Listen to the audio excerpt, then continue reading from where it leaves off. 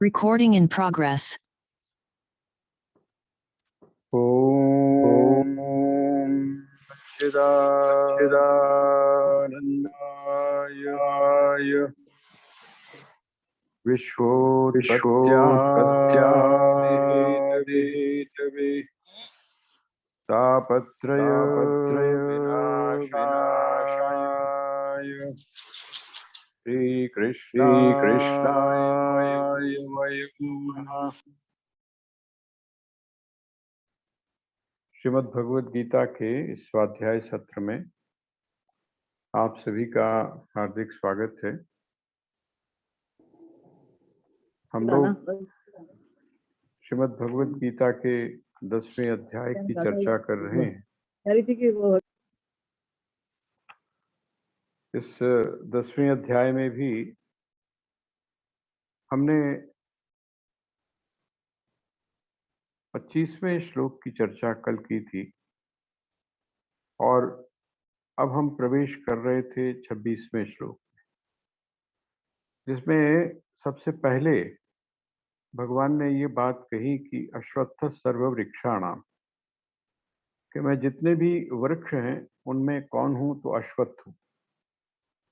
उसका काफी हम लोगों ने गहराई से विवेचन किया कि क्या वजह है कि जो अश्वत्थ है अर्थात जो पीपल है या वट जो है उसमें हम भगवान विष्णु और जिसको हम भगवान हर बोलते हैं अर्थात शिव, इनका निवास मानते हैं।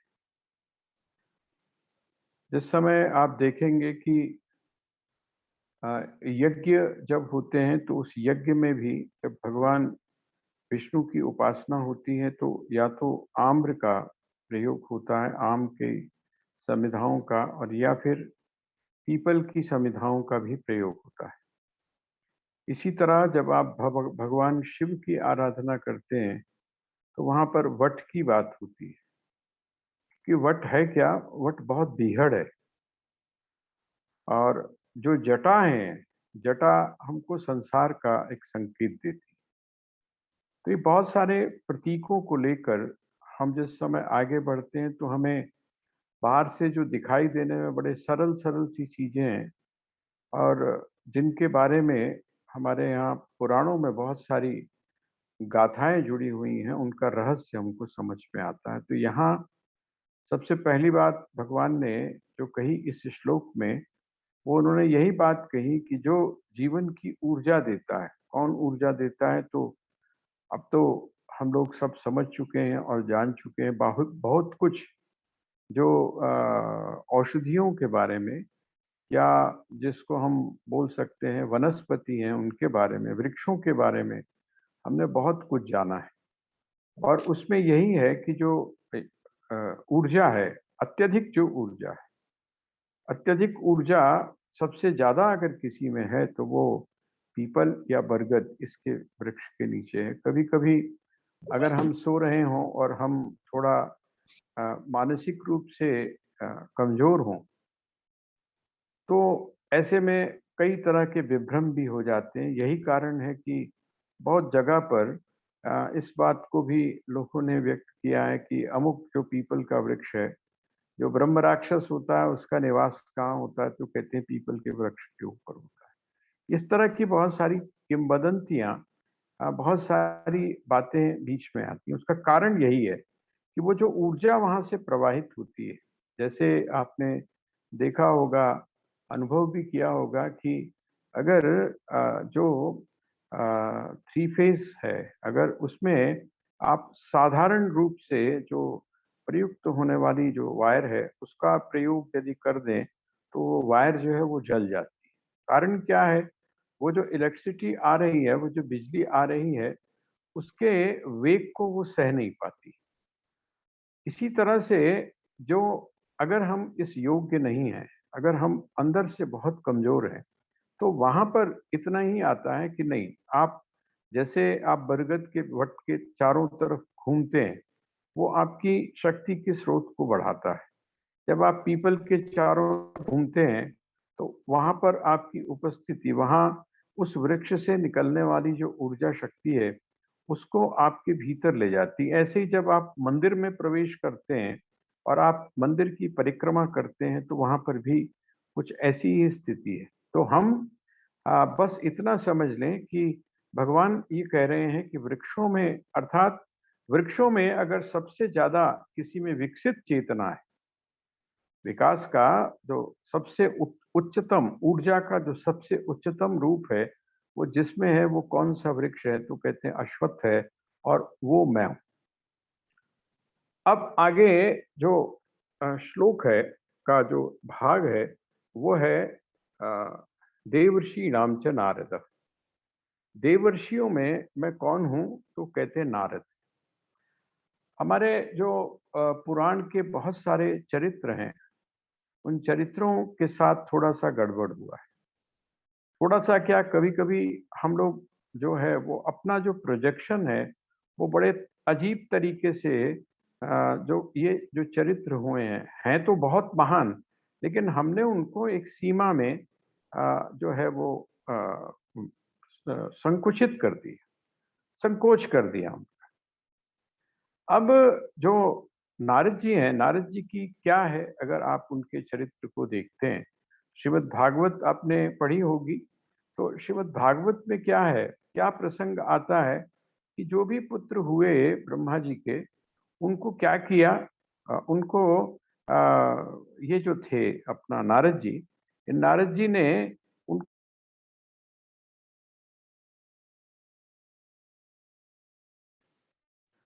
और जब तत्व का उपदेश दिया तो उसका परिणाम क्या हुआ, उनकी संसार के प्रति वैराग्य की वृत्ति हुई।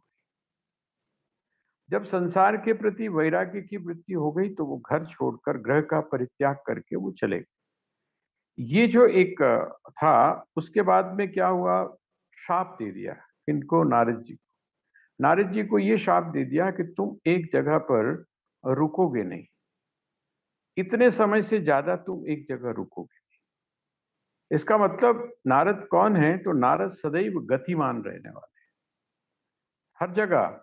देखिए, संतों के जीवन को यदि आप देखेंगे या महापुरुषों के जीवन को यदि आप देखेंगे, तो वहां पर क्या चीज आती है? कहते हैं उनकी जो व्यवस्था है, रहने की जो व्यवस्था है,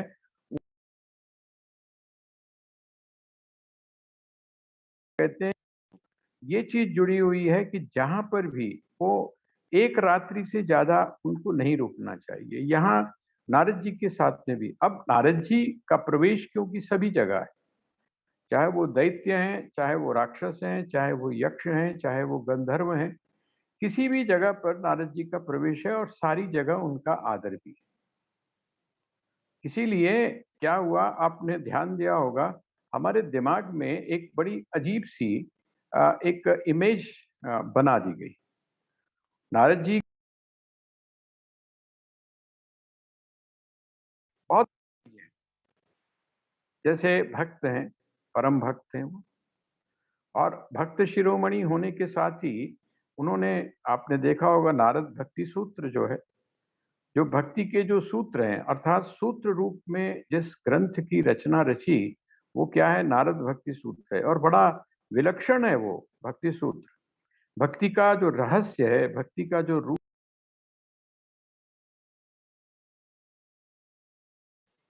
तो ऐसी स्थिति में, अर्थात नारद भक्ति सूत्र का जो रचयिता है, उसकी जो रचना करने वाला व्यक्ति है, उस रचना करने वाले व्यक्ति को हमने क्या बना दिया? हमने उस देवर्षि को, आप सोच सकते हैं, आप अगर किसी मोहल्ले में, अपने मोहल्ले में अगर किसी को इस नाम से कहें कि ये क्या है ये, याद, थोड़ा सा ध्यान करिए।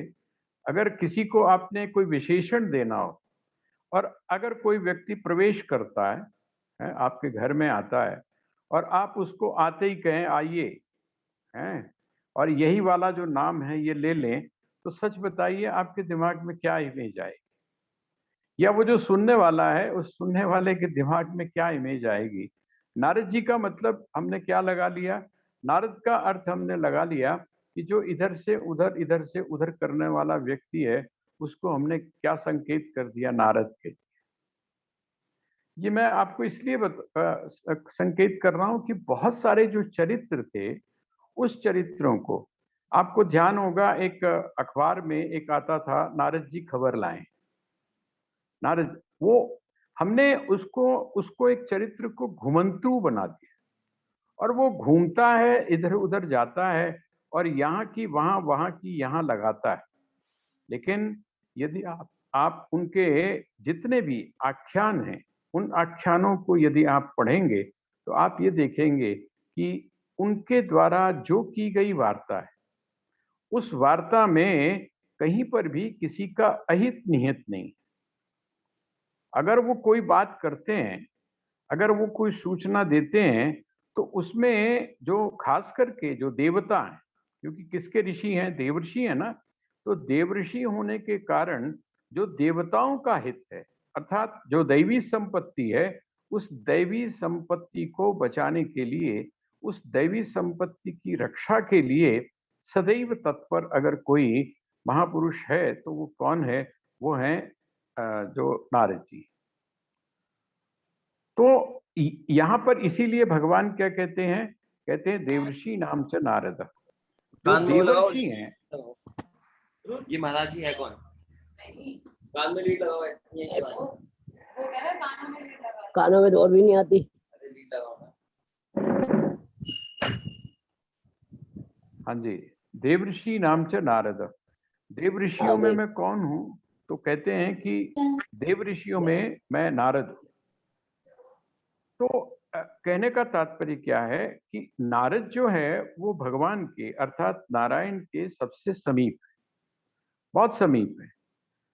आप कई जगह पर, जैसे जैसे आप जिस समय महर्षि वाल्मीकि की रामायण को जब आप पढ़ते हैं, तो वहां पर भी नारद जी ने नारद जी ने ही प्रेरित किया किसको? महर्षि वाल्मीकि। उन्होंने प्रेरित किया कि आप में क्षमता है, आप में ये योग्यता है कि आप श्री राम की गाथा को गा सकते हैं। और बिल्कुल शुरू में 100 श्लोक में जो रामायण की, अर्थात श्री राम की जो गाथा कही गई है, वो श्री राम की गाथा 100 श्लोकों में, शतश्लोकी जिसको रामायण बोलते हैं, वो शतश्लोकी रामायण का आख्यान वहां पर है। तो मेरा कहने का तात्पर्य क्या है कि हमने बहुत सारे जो चरित्र थे, खास करके जो देवऋषि नारद का जो चरित्र है, उसको हमने गिरा दिया। आजकल आपने देखा होगा कि उसमें इसी इसी परंपरा में, इसी तरह से एक चरित्र आपको बड़ा विलक्षण सा दिखाई देता है। और मजे की बात यह है कि जो लोग, अर्थात हम लोग जो धार्मिक हैं, जो लोग धर्म को समझते हैं, जिन्होंने कई बार श्रीमद् भागवत को सुना है और उसमें उस चरित्र के बारे में उन्होंने बहुत कुछ सुना है, और यहाँ तक कि जिस समय उस चरित्र के बारे में सुनते हैं तो वो भाव विभोर हो जाते हैं, वो भी उस मर्यादा को नहीं समझ पाते और उसमें आनंदित भी होते हैं। वो कौन सा चरित्र है? आपने देखा होगा, सुदामा का चरित्र। आजकल कई जगह पर जिस समय आपकी चाहे चौकियां होती हैं या बहुत सारे जो कार्यक्रम होते हैं, उनमें जिस समय आप लोगों को लेकर आते हैं, तो एक बड़ा पॉपुलर जो भजन है, गीत जो है, वो रिकॉर्डिंग हो रखा है, और वो कौन सा है वो आप सभी जानते हैं। वो है कि द्वार, है ना, द्वारपाल, अरे द्वारपालो कन्हैया से कह दो, है ना, अरे द्वारपालो। देखिए, ये परंपरा नहीं है हमारे यहाँ। और खास करके जो नारायण है, अर्थात भगवान कृष्ण है, और उनके यहाँ तो ये परंपरा है ही नहीं। अगर कोई संत है, अगर कोई सन्यासी है, अगर कोई भिक्षु है, अगर कोई ऋषि है, तो उसको द्वारपाल रोक ले, ऐसा संभव ही नहीं। आपको ध्यान होगा कि जो पार्षद थे, उन पार्षदों ने सनकादि को रोका, चारों को, और उस सनकादि को रोकने का परिणाम क्या हुआ? सनकादि ने उनको शाप दे दिया। और यहाँ पर तक आता है, आप लोग तो श्रीमद् भागवत कई बार सुन चुके हैं, यहाँ तक आता है कि भगवान वहां पर आए और भगवान ने स्वयं क्षमा याचना, उन्होंने कहा कि नहीं, गलती हो गई। अगर कहीं कोई सेवक गलती करता है, तो वो सेवक की गलती नहीं मानी जाती, बल्कि वो स्वामी की गलती मानी जाती है। इसलिए अगर मेरे पार्षदों ने आपके साथ अगर कुछ ऐसा किया है तो वो मेरी गलती है, तो मुझे आप क्षमा करें। अब हमने क्या किया, जो पौराणिक चरित्र थे, मैं तभी आज बल्कि एक महापुरुष वृंदावन से आए हुए हैं हमारे यहाँ राजपुर आश्रम में, जो यह है गंगेश्वर धाम, आप लोगों ने नाम सुना होगा। तो गंगेश्वर धाम का वहाँ पर श्रौत मुनि निवास है वृंदावन में।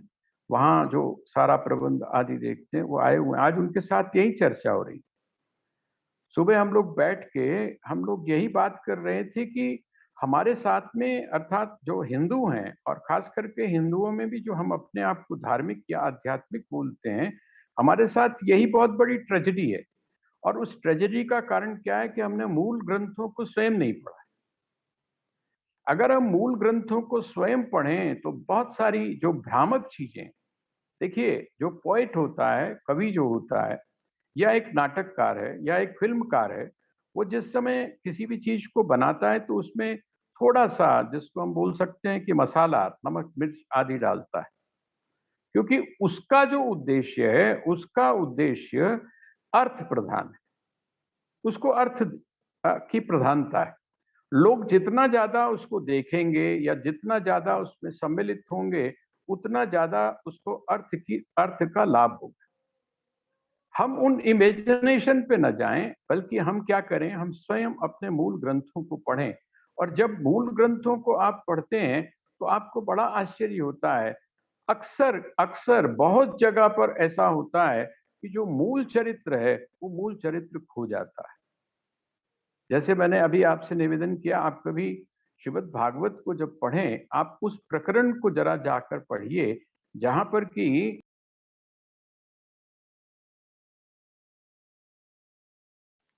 हाँ, श्रीमद् भागवत में जो है वो सुदामा के चरित्र का वर्णन, उसको आप जरा जाकर पढ़िए। आपको लगेगा कि सुदामा वैसा है ही नहीं जैसा हम लोगों को दिखाया जा रहा है। और मैंने कहीं कई जगह पर यह भी अनुभव किया कि जो लोग थोड़ा सा विचार करते हैं, जिन लोगों को इस बारे में जानकारी है, वो वहां पर वो जो आर्टिस्ट आए हुए होते हैं उनको टोक भी देते हैं कि नहीं, ये वाला प्रसंग जो है ये मत करो। ऐसी दीनता, ऐसा उनका स्वरूप सुदामा का, जिसके बारे में अवधूत शब्द का प्रयोग किया गया, जिसमें किसी भी प्रकार की कोई कामना नहीं है, जो एक तरह से देखा जाए तो भक्त शिरोमणि है, जिसके मुख से, जिसके रोम रोम से, जिसकी जो वीणा है, उस वीणा से सिर्फ नारायण का ही नाम निकलता है। ऐसे व्यक्तित्व को हमने किस प्रकार का कर दिया, आप देख सकते हैं। बस काफी कुछ इसी प्रकार से किसका हुआ है, वो कहते हैं जो नारद हैं, उस नारद के साथ में भी हमने किया। लेकिन यहां पर जब भगवान कहते हैं कि देव ऋषि नाम च नारद, देव ऋषियों में मैं कौन हूं, नारद। आपने पहले एक चीज पढ़ चुके हैं, उसके ऊपर हम लोगों ने काफी विस्तार से चर्चा की थी कि यद्यपि वेदों में जो ऋग्वेद है उस सर्वोच्च माना जाता है, ज्ञान की दृष्टि से, वेद की दृष्टि से अत्यंत प्राचीन माना जाता है। लेकिन भगवान ने वहां पर जिस समय वेदों की चर्चा की, उस समय वेदों की चर्चा करते हुए वो क्या कहते हैं, कहते हैं वेदा नाम साम वेदोस, मैं साम हूं। अब आप सोचिए कि जो जो व्यक्ति वीणा के ऊपर एक ही चीज बचा रहा है। यहाँ एक मुझे प्रसंग याद आया, हमारे इस मिशन में ही एक ब्रह्मचारी थे, काफी समय पहले की बात है, भास्कर पात्रे। तो वो, उसको बड़ा शौक था वीणा का, बड़ी सुंदर सितार बजाता था, उड़ीसा का था शरीर उनका। और जब यहाँ पर आके रहे तो एक बार ऐसी चली बात, तो रुद्र वीणा की बात चली। रुद्र वीणा जो है वो काफी हैवी एक इंस्ट्रूमेंट है, तो क्लासिकल, लेकिन काफी हैवी है, काफी बड़ा है। उसकी जो स्ट्रिंग्स होती हैं, उसकी जो तारें होती हैं, वो काफी मजबूत और काफी मोटी होती है। तो मैंने उनसे पूछा, मैंने कहा भास्कर एक चीज बताओ, तुमको अभी तक रुद्र वीणा में कौन व्यक्ति मिला है? कहते हैं जी एक ही व्यक्ति है। और वो कौन है? वो एक महापुरुष है, संत है, उसकी बड़ी बड़ी जटाएं हैं और वो बड़ी अजीब सी स्थिति में रहते हैं। और गुफा में, कंदरा में रहते हैं। कहाँ? ऊपर हिमालय पर, देवभूमि में। और देवभूमि में जब रहते हैं तो आप ऐसा समझिए कि जब आप उनके पास से गुजरते हैं, उनकी गुफा के पास से, और आप अगर बाहर बैठे हों तो आपको सिर्फ एक ही आवाज सुनाई दे रही होती है, और वो होती है श्रीमन नारायण नारायण नारायण। इसका मतलब जो संगीत है, उस संगीत के माध्यम से वो साधना किसकी कर रहे हैं? आत्मिक साधना कर रहे हैं। भक्ति जो है वो आत्मिक साधना। तो जो नारद हैं, वो नारद कौन हैं? वो आत्मिक साधना को संगीत के माध्यम से करने वाले महापुरुष हैं। इसीलिए यहाँ पर क्या बात कही गई? यहाँ पर भगवान कृष्ण कह रहे हैं कि देवर्षि नाम च नारद। देव ऋषियों में मैं कौन हूँ? तो कहते हैं मैं नारद हूँ। नारद इसलिए हूँ क्योंकि जो भक्त हैं, उन भक्तों में अगर किसी का नाम आता है तो वो कौन है? वो नारद है। आप मानस के अंदर प्रसंग पढ़ते हैं नारद के मोह का। नारद के मोह का आप प्रसंग पढ़ते हैं, वहां पर भी क्या है? वहां भगवान ने क्या कहा? भगवान ने ये कहा कि देखो, ऐसा है, मैं अपना जो भक्त होता है उस भक्त को कभी भी मोह में, अर्थात माया में, मेरा काम क्या है कि जब वो गलत रास्ते पर जाने की कोशिश करता है तो मुझे भले ही शाप दे दे, मुझे उसके कारण भले ही कितना कष्ट क्यों ना उठाना पड़े, लेकिन मैं उसको कष्ट की तरफ जाने नहीं देता हूं। ऐसे हैं कौन? नारद।